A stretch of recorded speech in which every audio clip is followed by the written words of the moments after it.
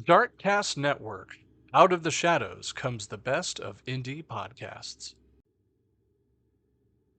To some, the woods can be a place of calm and peace. To others, grips them with fear and can feel as though they are being watched and claustrophobic. Tonight, with 2024's first episode, you will hear 3 stories of true crime involving mysterious deaths, haunting murders, and baffling disappearances. Fresh from my holidays vacation, thank you for tuning in. And as always, my name is DJ, and this is the Mythical True Crime Podcast.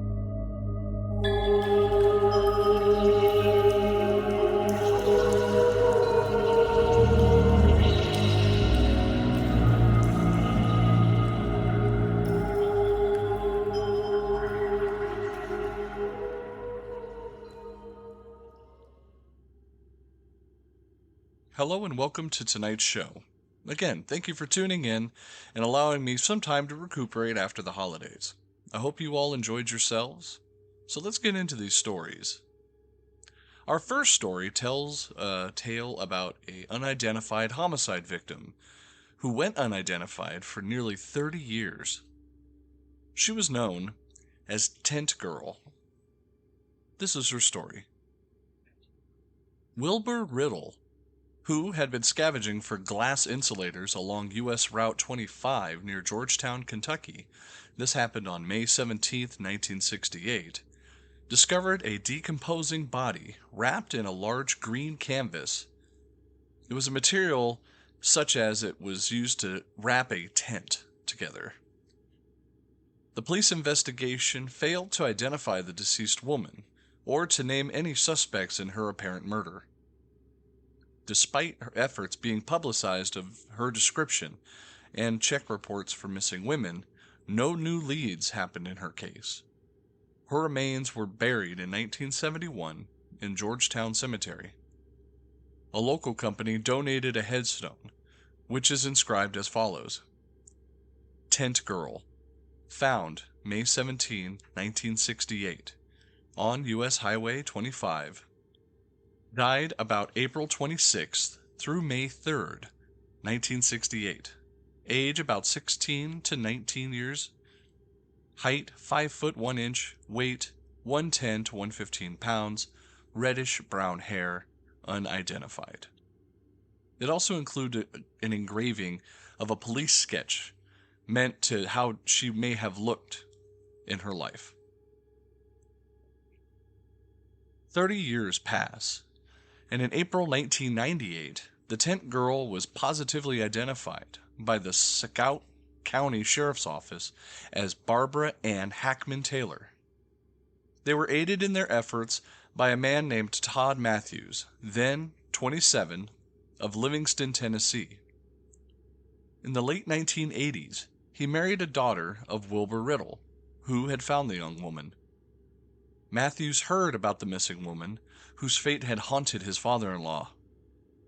He became intensely interested in the case, and, as the internet began to be frequently used for posting on public databases and volunteer websites of missing and unidentified persons, Matthew combed through many reports to help identify her. In 1997, he created his own website for Tent Girl, as another way to make people aware of her. That year, Matthews discovered a description of Taylor posted by the Hackman family on a missing persons website.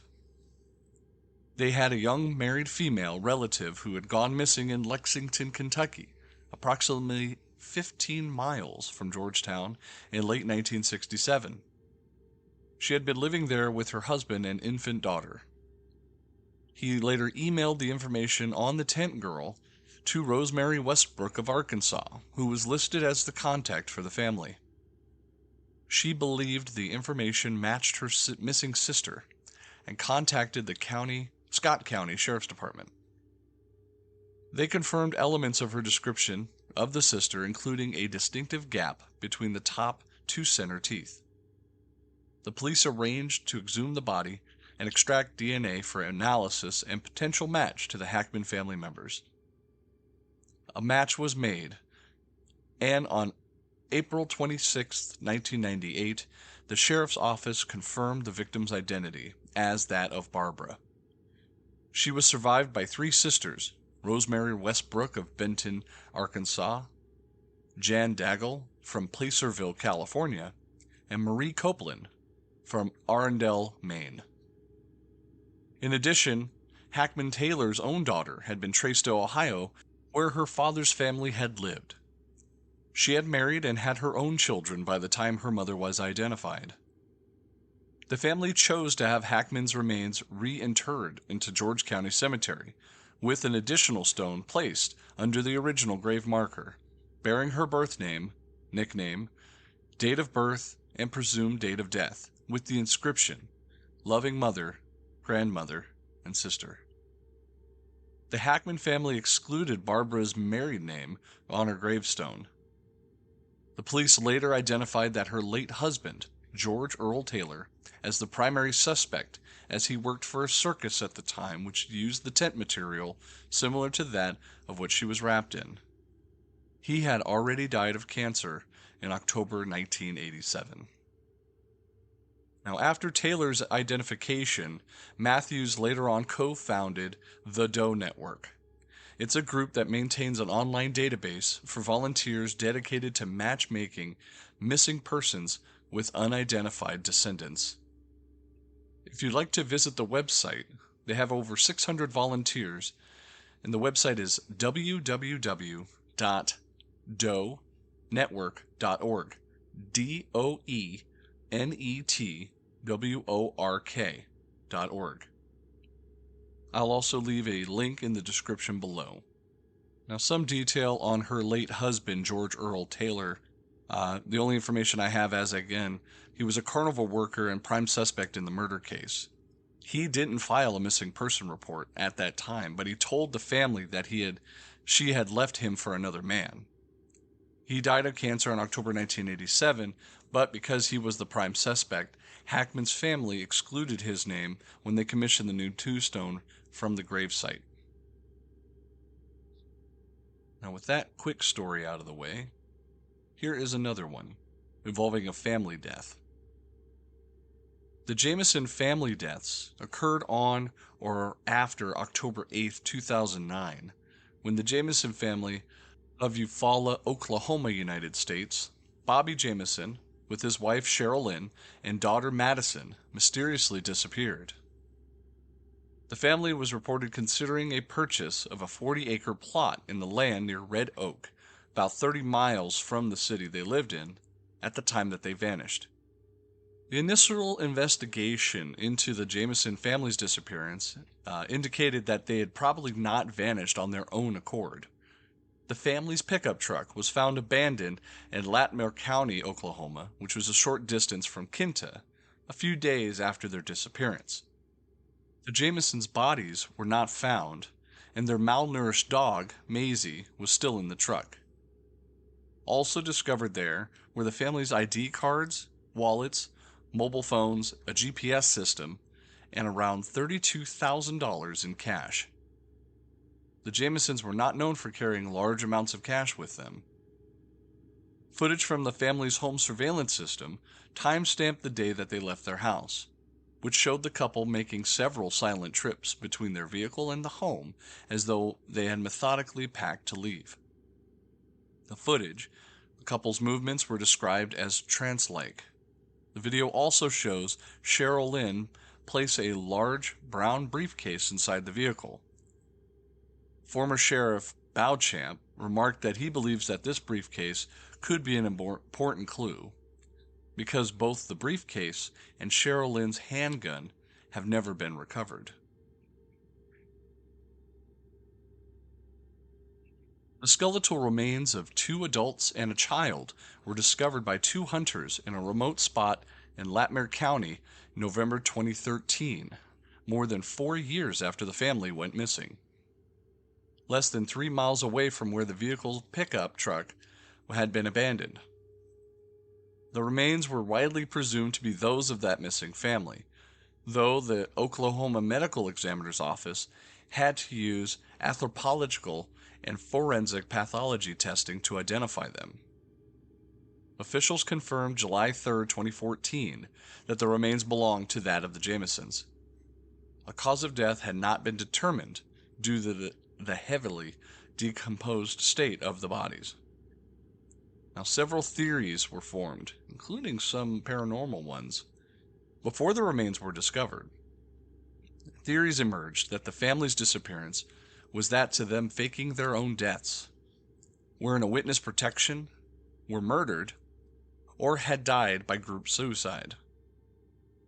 Shortly before the disappearance, Bobby Jamison was involved in a bitter lawsuit with his own father, Bob Dean Jamison, claiming that he had threatened the family and had struck him with his vehicle in November 2008. Bobby also alleged that his father was involved in meth and criminal activity. Police do not believe that Bob Dean Jamison was involved in the family's disappearance. One of the more popular theories, however, was that the Jamisons themselves were the drug dealers. Investigators cited that the large amount of cash found in their truck and the apparent strange behavior exhibited by Bobby and Cheryl Lynn before they went missing proves this. The Jamisons had reportedly told their local pastor, Gary Brandon, on separate occasions that they had seen spirits inside their home, and that Bobby had allegedly claimed to have been reading from the Satanic Bible. No cause of death again was determined, and the circumstances surrounding their disappearances remain unknown. And with that, our final story tonight involves the disappearance of Brandon Swanson. A native to Marshall, Minnesota, Brandon Swanson graduated from Marshall High School in 2007. He then chose to study wind turbines for a year at the Minnesota West Community and Technical College campus in Canby. Classes at Minnesota West ended for the academic year on May 13, 2008. Swanson stayed in Canby for the evening to celebrate with friends. At two different parties, he was witnessed drinking alcohol, but, his friends said, not enough to make him seem visibly intoxicated. Swanson left Canby for a 30-mile drive home before midnight. Just before 2 a.m., he called his parents on his cell phone, telling them he had driven his Chevrolet Lumina off the road and into a ditch, from which he could not remove the car. He wasn't hurt, but he did ask them to come where he was so they could pick him up. Annette and Brian Swanson both got in their pickup truck and drove out to where they thought he was, keeping him on the phone despite occasional hang-ups and call drops. Brandon stayed with his car and tried to get a signal by flashing them with his lights on and off, but they saw nothing. Nor did Brandon see them when they did the same. Brandon finally gave up and told them that he was leaving the car to walk towards lights he can see that led him to believe he was near Lind, a small town roughly 7 miles southwest of Marshall. He told his father to head to the parking lot at a local bar and wait for him there.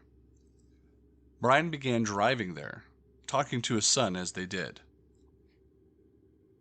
Shortly after 2:30 a.m., 47 minutes into the call, Brandon suddenly interrupted himself on the phone and said, "Oh shit!" That was the last thing they ever heard from their son. He was silent for the remainder of the call until his parents hung up and made multiple attempts to call him back. At 6:30 a.m., his parents reported Brandon missing to the Lind police.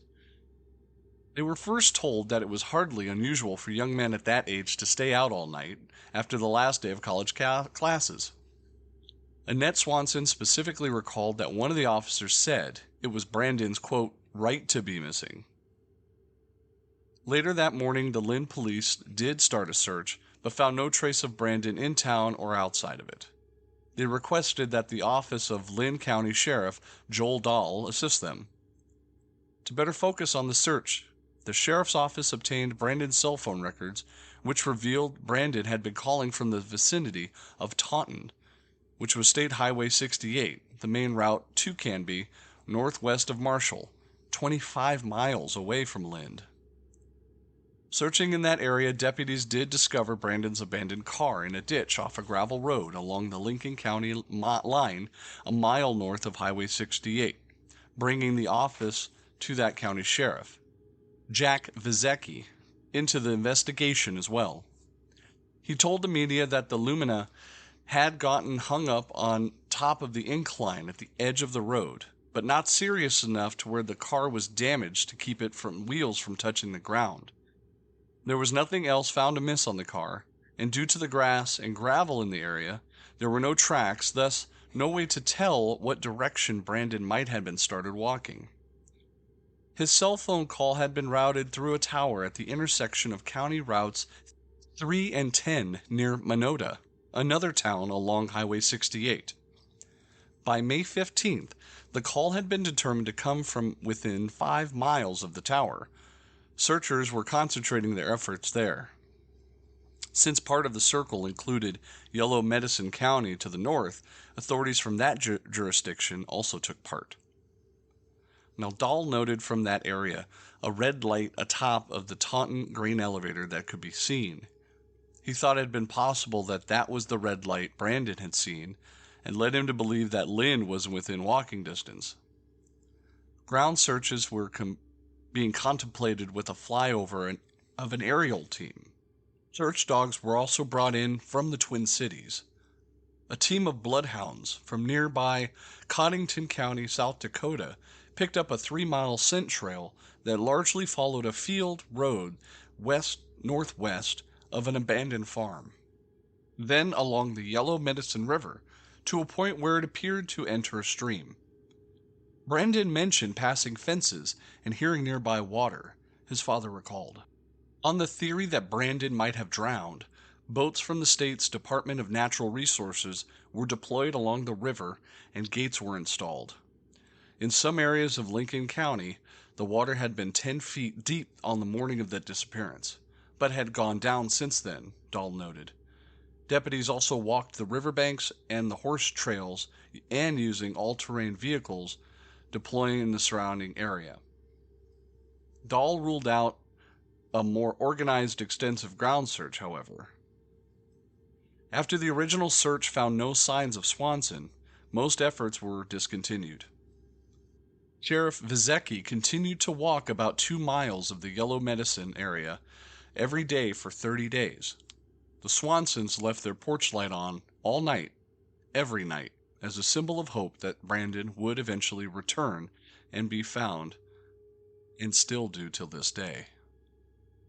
Searches resumed later in that fall, after fields planted shortly after the disappearance had been harvested. Dogs on those searches continued to follow scents of human remains in that area northwest of Porter that had not been searched earlier. Efforts picked up again in the spring after snow melted, but before planting, a cycle that continued all the way through 2011. By that time, 122 square miles, or 320 kilometers, had been searched. In 2010, the Minnesota Bureau of Criminal Apprehension took over as lead agency on the case. It set up a tip line, and by 2015, only 90 leads had been reported that way. By that point, the official search resumed, and the area of interest had moved towards Mud Creek, which was a creek system of the Yellow Medicine north and northwest of Porter. Now, several theories came out of this. While the trail followed, one of the dogs went to Yellow Medicine, and despite her son's last known words, Annette Swanson does not think he was drowned there. After following the scent in the water, the dog continued up across the other side, and along that riverbank to another gravel road, where it continued north towards the Yellow Medicine County line and ended. There, quote, "There really is nothing to indicate that he's in the river," she told CNN. Brian Swanson also recalls that any alcohol his son had consumed earlier in that evening notwithstanding, that he did not seem disoriented or confused enough during their phone calls. If Swanson was still alive, there are other possibilities, though they appear remote. He could have intentionally disappeared, but his parents don't believe that he would have done that. Vizecki also said that he couldn't rule out foul play, even though there was no evidence of it. Quote, "Someone could have been in the shadows, and they probably got him that way." He speculated, of course. After the searches, Annette Swanson was still struck by the initial response that the Lynn police had for her son, quoted in saying he had a right to be missing when she told him how old he was. "I'm his mother, and I knew something was horribly wrong," she recalled later. She and Brian began lobbying for changes of state law, which would require an investigation into a case of a missing adult to begin as soon as it's reported, much as it already required for cases of possibly abducted children.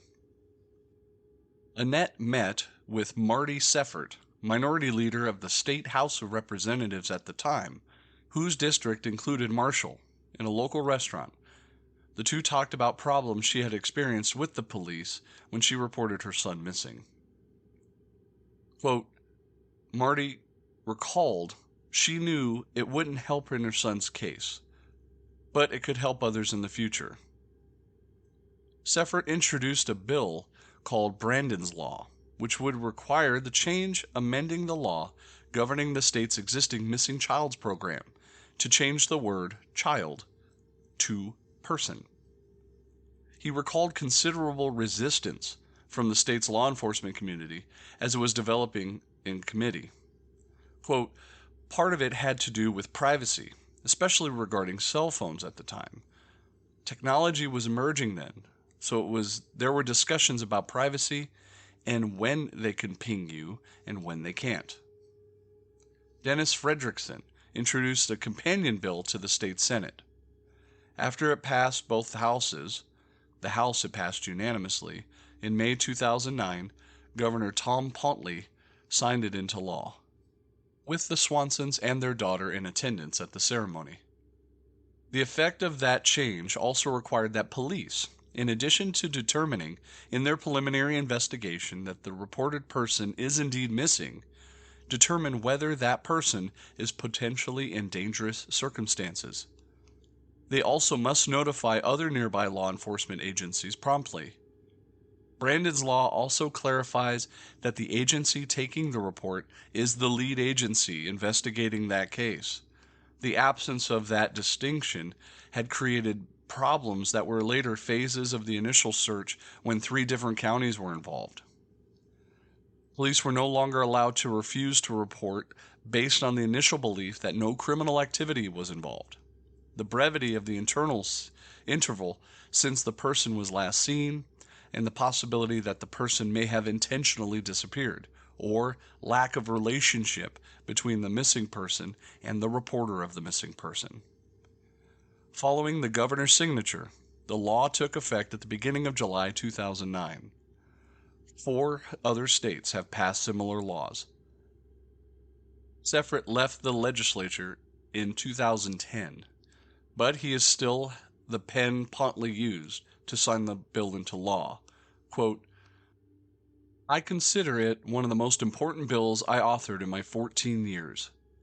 It will save lives. Thank you very much for listening tonight and being part of the Mythical True Crime community, hosted by me, DJ. Subscribe to Facebook, Twitter, and Instagram to get your weekly updates. And if you like what you hear, consider subscribing. Subscribing will directly support the show and the work that I'm doing. If you'd like to be a new supporter, consider clicking the link in the description box below.